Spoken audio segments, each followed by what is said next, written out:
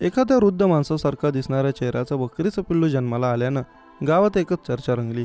विचित्र चेहऱ्याच्या पिल्लाला पाहण्यासाठी ग्रामस्थांनी मोठी गर्दी केली. जन्मानंतर पिल्लाची प्रकृती बिघडली. त्या पिल्लाचा जीव वाचवण्याचा प्रयत्न मालकाने केला, पण त्यात त्यांना यश आलं नाही.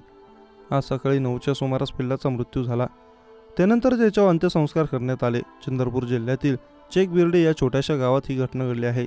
चंद्रपुरातील चेकबिर्डी या छोट्याशा गावात बकरीच्या पोटी एका विचित्र पिल्लाने जन्म घेतला. या पिल्लाचा चेहरा हुबेहूब माणसासारखा दिसत होता.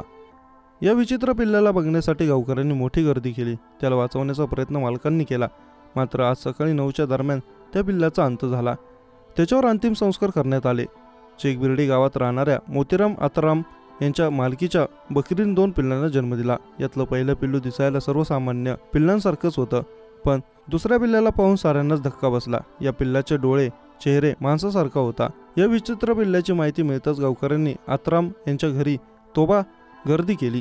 या पिल्लाला वाचवण्यासाठी आत्राम यांच्या पत्नी छायात्रा आणि त्यांच्या कुटुंबियांनी खूप प्रयत्न केला, मात्र आज सकाळी 9 वाजता या पिल्लाचा अंत झाला आहे. त्यानंतर त्याचा मृतदेह खड्डा खणून पुरण्यात आला. त्यावर अंत्यसंस्कार देखील करण्यात आले.